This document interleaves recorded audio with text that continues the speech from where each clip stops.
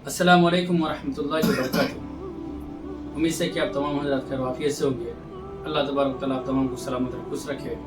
आज हम कुर्बानी के मुतालिक से ज़रूरी सवाल का जवाब लेकर के हाजिर हुए हैं, जो हमारे ज़िंदगी में ऐसे ऐसे बात होता है जिनके बारे में मालूम नहीं होता है कि कुर्बानी में ये चीज़ ज़रूरी है या ये चीज़ ज़रूरी नहीं है।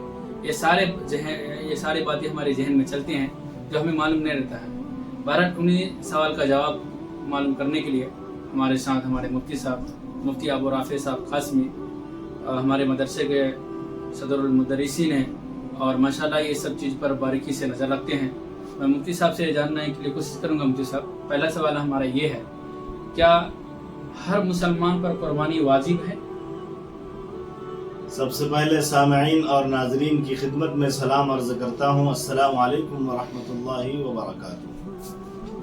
जी, आपका ये पहला सवाल कि क्या हर मुसलमान पर कुर्बानी वाजिब है, तो जवाबन अर्ज है कि हर मुसलमान पर कुर्बानी वाजिब नहीं है, इसलिए कि कुर्बानी के कुछ शराइत हैं, कुछ तफसील है। ऐसा नहीं है कि महज मुसलमान होना यानी इस्लाम कुर्बानी के वजूब का सबब नहीं है, उसमें कुछ शराइत हैं। तो हम तो मुसलमान ही की बात कर रहे हैं, तो कुर्बानी के लिए पहली शर्त मुसलमान होना भी है, आज़ाद होना भी शर्त है। तो मुल्क हिंदुस्तान में तो सब आज़ाद हैं। और नंबर 3 पर शर्त है कि मुकीम होना, कुर्बानी के जो अय्याम है उन दिनों में आदमी का मुकीम होना, अपनी जगह पर अपने घर में रहना जरूरी है। यहाँ से ये भी आप समझ लीजिए कि अगर सफर पर है, मुसाफिर है, तो उस पर कुर्बानी वाजिब नहीं है। और उसके बाद शर्त है आकिल बालिग होना। यहाँ ये भी समझा जा सकता है कि अगर कोई पैसे वाला है, मालिक है, मिल्कियत में बहुत सी चीजें हैं, जमीन जायदाद बहुत कुछ है, लेकिन अगर वो बालिग नहीं है, आकिल नहीं है, तो उस पर भी कुर्बानी वाजिब नहीं है। और उसके बाद जो अहम शर्त है कि अय्याम कुर्बानी में आदमी का बकदरे निसाब माल का मालिक होना, ये शर्त है। बकदरे निसाब यानी जो सोना चांदी का हम निसाब सुनते रहते हैं कि 52.5 तोला चांदी, 7.5 तोला सोना, ये म्यार है और ये निसाब है। इसी के बकदर आदमी के पास अगर अय्याम कुर्बानी में रुपया पैसा, सोना चांदी, सामान तिजारत या जरूरत से जायद सामान है जिसकी कीमत निसाब को पहुंचे, तो ऐसे मुसलमान पर कुर्बानी वाजिब है। ऐसा नहीं कि हर मुसलमान पर आमतन जो भी मुसलमान है उस पर कुर्बानी वाजिब है, ऐसा नहीं है। बल्कि जो कुर्बानी के दिनों में निसाब के बकदर माल का मालिक होगा, रुपये पैसों का, चांदी का, सोने का, सामान तिजारत का, जिसके पास माल तिजारत नहीं हो उस पर कुर्बानी वाजिब है।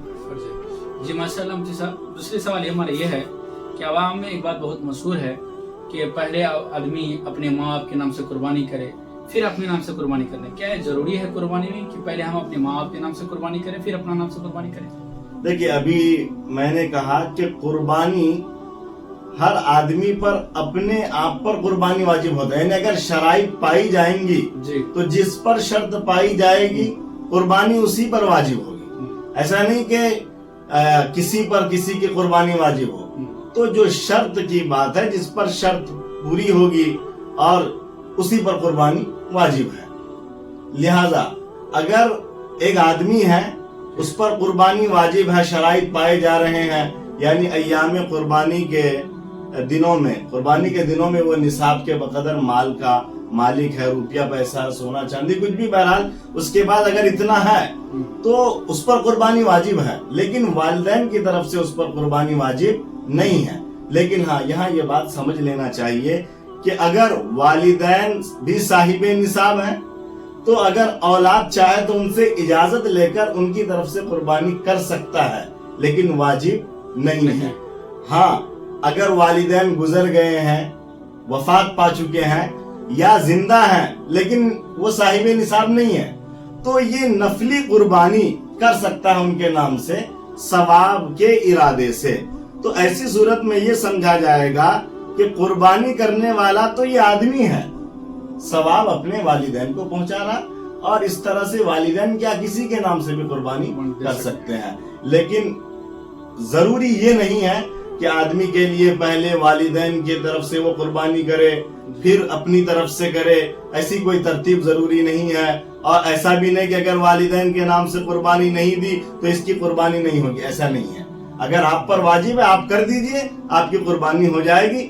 گنجائش ہے آپ اپنے ماں باپ کی طرف سے کرنا چاہتے ہیں یا کسی بھی مرحوم کے لیے تو آپ کر سکتے ہیں۔ جی ماشاءاللہ مفتی صاحب، ہمارے تیسرے سوال یہ ہے، بہرحال یہ سوال بہت آتے ہیں اس لیے میں نوٹ کر کے رکھا ہوں، کیا یہ ضروری ہے کہ آدمی اپنے ساتھ ساتھ اپنی بیوی اور اولاد کے نام سے بھی قربانی کرے؟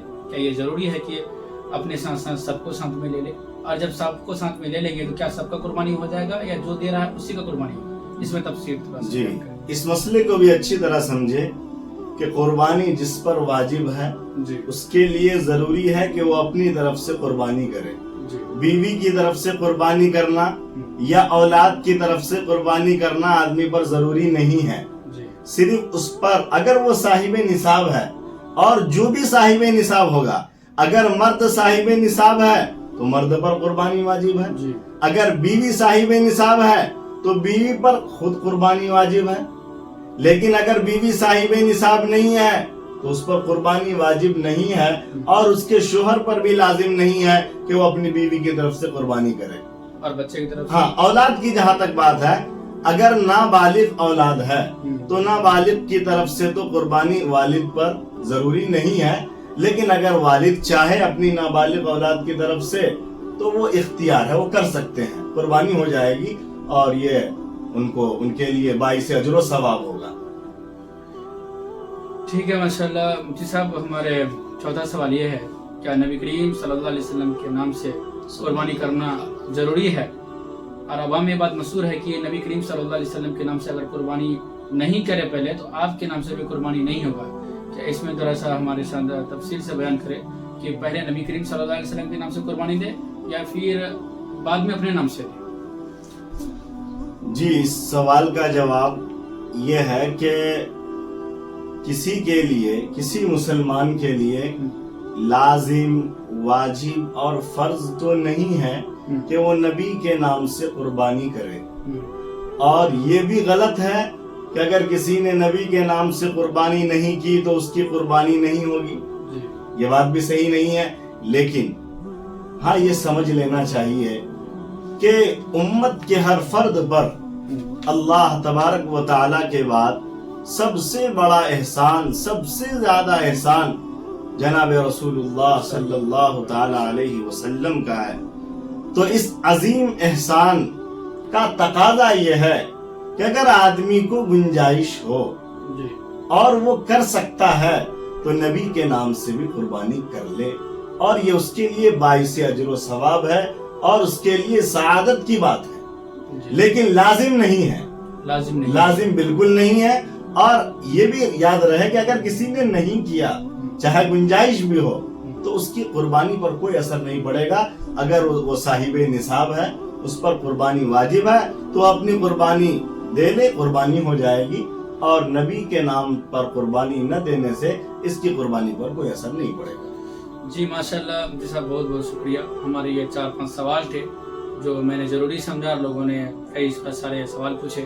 اگر آپ کی بھی زندگی میں اور آپ کی بھی ذہن میں کوئی سوال آ رہا ہے تو ہمارے کمنٹ باکس میں ضرور لکھ کر بھیجیں تاکہ میں آپ کے اس سوال پر مفتی صاحب سے ہم جواب دے سکیں انشاءاللہ۔ اور بھی کل یا کچھ دن بعد ہم اور بھی کئی سارے مسائل میں قربانی کے ہی تعلق سے کچھ ویڈیو لے کر آئیں گے۔ آپ تمام ناظرین سے گزارش ہے کہ ہمارے ویڈیو پورا دیکھیں اور اس چینل کو زیادہ سے زیادہ شیئر کریں اور ویڈیو کو واچ کریں اور سبسکرائبر کریں۔ اللہ تبارک و تعالیٰ تمام کو سلامت اور خوش رکھے۔ السلام علیکم ورحمۃ اللہ وبرکاتہ۔